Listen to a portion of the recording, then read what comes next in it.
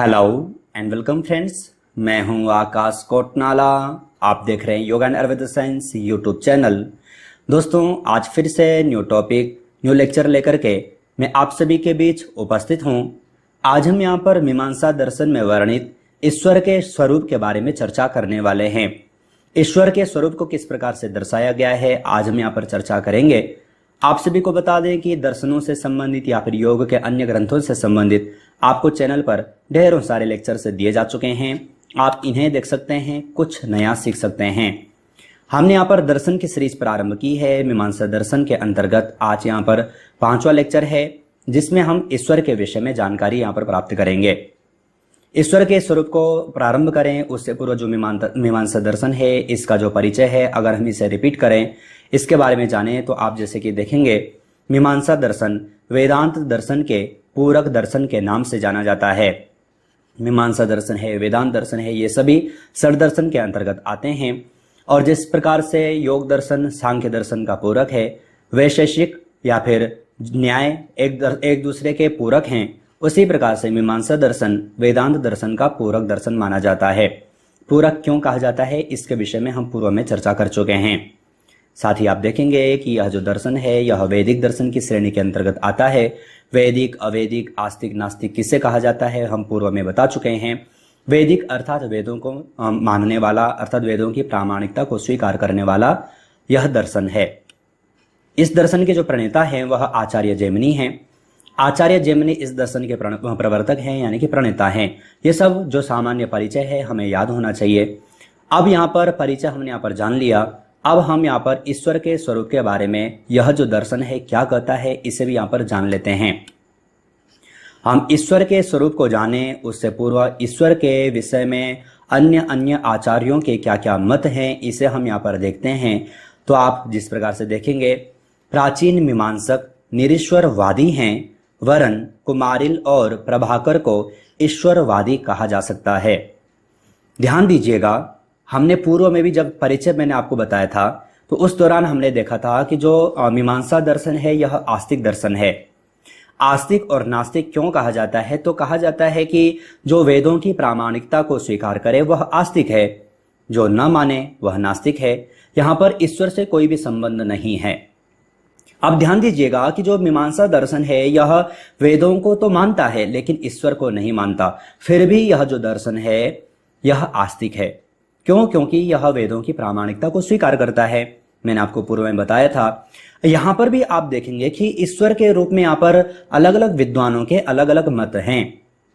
आपने देखा जो प्राचीन मीमांसक, यानी जैसे कि हम आचार्य जैमिनी के बारे में पढ़ते हैं, सबर स्वामी के बारे में पढ़ते हैं, तो ये जो दोनों के दोनों जो मीमांसक थे यह निरीश्वरवादी थे। निरीश्वरवादी का तात्पर्य होता है कि जो ईश्वर की प्रामाणिकता को न स्वीकार करे, जो ईश्वर को न माने। और ईश्वरवादी यानी कि जो ईश्वर को मानने वाले हैं। जो प्राचीन मीमांसक हैं यानी कि आचार्य जैमिनी और सबर स्वामी, इन्होंने ईश्वर को नहीं माना। अर्थात जो इनके द्वारा जो बताए गए जो ग्रंथ हैं या फिर जो इनके द्वारा जो रचित जो ग्रंथ हैं, वहां पर हमें कहीं पर भी ईश्वर के विषय में पढ़ने को नहीं मिलता, इसलिए निरीश्वरवादी कहे जाते हैं। जबकि हम कुमारिल भट्ट या फिर प्रभाकर, ये भी कैसे हैं, ये भी मीमांसा दर्शन के प्रवर्तक हैं, यानी कि पोषक हैं, इसको आगे बढ़ाने वाले हैं। ये भी मीमांसा दर्शन के आचार्य हैं। तो यहाँ पर ये सब के बारे में वैसे मैं आपको पूर्व में बता चुका हूं। तो जो कुमारिल भट्ट हैं और जो प्रभाकर हैं, इनके जब हम ग्रंथ पढ़ते हैं तो कहीं ना कहीं कुमारिल भट्ट के अगर जो हम ग्रंथ पढ़ते हैं तो कहीं ना कहीं पर इन्होंने भगवान शिव की आराधना की है। कोई भी ग्रंथ प्रारंभ करते हैं तो वहां पर शिव की आराधना करते हुए ग्रंथ को प्रारंभ करते हैं। तो इसलिए यहाँ पर माना जा सकता है कि जो प्राचीन मीमांसक हैं यह ईश्वर को नहीं मानते, और जो वर्तमान यानी कि जो नव्य यानी कि जो समकालीन जो मीमांसक रहे हैं, यानी कि जो कुमारिल भट्ट हैं, प्रभाकर हैं, यह ईश्वरवादी हो सकते हैं। तो इसलिए यहां पर आपको ध्यान में रखना है कि वैसे तो सामान्य रूप से हम कहते हैं कि यह जो दर्शन है आस्तिक है, यानी कि वेदों को मानता है। और जब हम ईश्वर की दृष्टि से अगर जो आस्तिक नास्तिक की व्याख्या करते हैं तो हम कहते हैं कि यह जो दर्शन है यह ईश्वर को नहीं मानता। लेकिन यह भी आपको ध्यान में रखना है कि जो प्राचीन मीमांसक हैं सिर्फ यही निरीश्वरवादी हैं, वरन जो कुमारिल भट्ट और प्रभाकर हैं यह ईश्वरवादी हैं। अभी तक आपने ये चीजें शायद कहीं पर भी ना पढ़ी हो, लेकिन ध्यान दीजिएगा, ऐसी छोटी छोटी चीजें आपको ध्यान में रखनी है। कहीं पर भी एग्जाम में आपसे पूछा जा सकता है, अगर आप कहीं पर इंटरव्यू देने जा रहे हैं तो वहां पर आपसे पूछा जा सकता है। तो ये सब चीजें आपको ध्यान में रखना है। अब ईश्वर के रूप में अलग अलग आचार्यों के क्या क्या मत हैं, ये तो हम यहाँ पर जान चुके हैं। आस्तिक नास्तिक के बारे में भी आपको यहाँ पर बता चुका हूं। अब हमने देखा कि यह जो दर्शन है सामान्य रूप से हम इसे निरीश्वरवादी कहते हैं, यानी कि ईश्वर को नहीं मानते। तो ईश्वर को न मानने के क्या क्या तर्क हैं, क्यों यह दर्शन ईश्वर को नहीं मानता। जो प्राचीन मीमांसक थे, यानी कि आचार्य जैमिनी, सबर स्वामी, इन्होंने ईश्वर को क्यों नहीं माना, उस विषय में इनके क्या क्या तर्क हैं, यह भी हमें जानना जरूरी है। क्योंकि जब हम ये जान जाएंगे तो हमारा जो कॉन्सेप्ट है अच्छे ढंग से क्लियर हो पाएगा। वैसे तो हमने अन्य दर्शनों को देखा, सांख्य दर्शन भी ईश्वर को नहीं मानता, योग दर्शन ईश्वर को मानता है। तो वहां पर भी हमने सांख्य दर्शन के बारे में भी मैं आपको कई सारे लेक्चर दे चुका हूं, वहां पर भी मैं आपको इससे समझा चुका हूं। तो यहां पर कुछ तर्क यहां पर जो प्राचीन मीमांसक हैं उनके द्वारा दिए गए हैं, जिससे कि हम यहां पर जान जाएंगे कि यह निरीश्वरवादी क्यों है।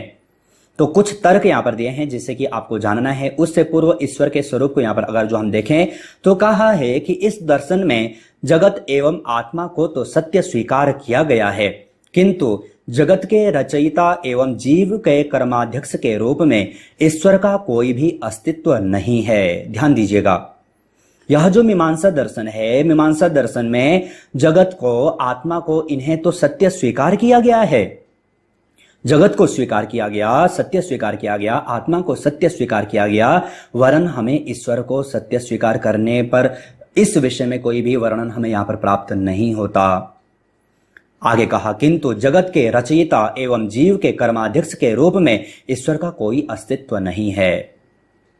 कहा है कि जगत के निर्माण के, कि जगत की जब रचना होती है तो जगत की रचना के रूप में भी हमें ईश्वर के अस्तित्व का कहीं पर भी वर्णन प्राप्त नहीं होता।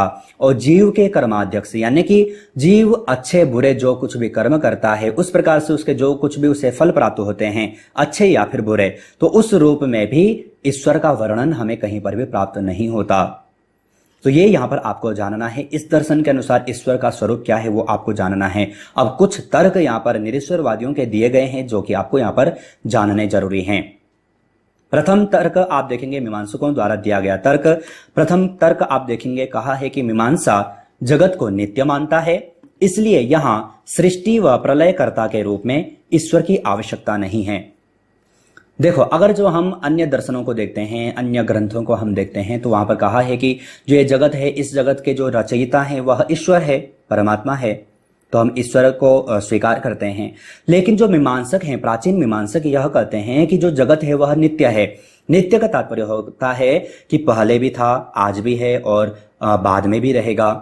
तो कहा है कि जगत तो नित्य है, तो नित्य वस्तु को बनाने वाला कोई हो ही नहीं सकता। तो इसलिए कहा कि जो जगत है, जगत नित्य है, इसको कोई बनाने वाला हो नहीं सकता।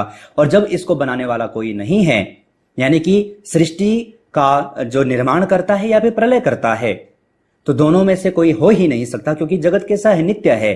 तो इसलिए कहा कि यहां पर ईश्वर हो ही नहीं सकता, इसलिए यहां पर ईश्वर की आवश्यकता को यहां पर स्वीकार नहीं किया। प्रथम तर्क आपको ध्यान रखना है। द्वितीय तर्क आप देखेंगे, कहा है कि धर्म की स्थापना हेतु भी ईश्वर की कोई आवश्यकता नहीं है, धर्म स्थापना हेतु वेद उपस्थित हैं ही। अब हम अन्य ग्रंथों के अनुसार अगर जो हम कहते हैं कि जब जब धर्म की हानि होती है तो ईश्वर अपना स्वरूप बदल करके, परमात्मा अपना स्वरूप बदल करके किसी भी रूप में धारण करके इस सृष्टि पर आते हैं और धर्म का पालन करते हैं, धर्म का पालन कराने में सहायक होते हैं, धर्म की रक्षा करते हैं। तो कहा है कि यहां पर धर्म की स्थापना है तो भी ईश्वर की आवश्यकता नहीं है, क्योंकि धर्म की जो स्थापना है वह वेदों से हो जाती है। तो वेदों से धर्म की स्थापना हो जाती है, वेदों के कारण ही धर्म स्थापना हेतु वेद उपस्थित हैं ही, तो इसलिए भी यहां पर किसी ईश्वर की आवश्यकता नहीं है। दूसरा तर्क आपको यहां पर ध्यान रखना है। अब तीसरे तर्क में क्या कहते हैं, तो कहा है कि मीमांसा वेदों को नित्य मानता है, इसलिए यहां वेदों के निर्माणकर्ता के रूप में ईश्वर की भी आवश्यकता नहीं है। अगर हम अन्य ग्रंथों को देखते हैं या फिर अन्य दर्शनों को देखते हैं तो वहां पर कहा है कि जो वेद हैं, वेदों के जो रचयिता है वह कौन है, ईश्वर है। ईश्वर द्वारा जो यह वेद है रचित हैं, कहा है कि वेदों को अपौरुषेय कहा जाता है, जो कि किसी पुरुष के द्वारा नहीं वरन ईश्वर के द्वारा रचना जिनकी की गई है। लेकिन यह जो दर्शन है कहता है कि वेद कैसे हैं? नित्य हैं। नित्य यानी कि पहले भी थे, आज भी हैं, बाद में भी रहेंगे। तो जब वेद नित्य हैं तो फिर उन वेदों के निर्माणकर्ता कोई हो ही नहीं सकता। तो इसलिए भी यहां पर कहा कि ईश्वर की आवश्यकता नहीं है, अर्थात ईश्वर नहीं है। ध्यान दीजिएगा।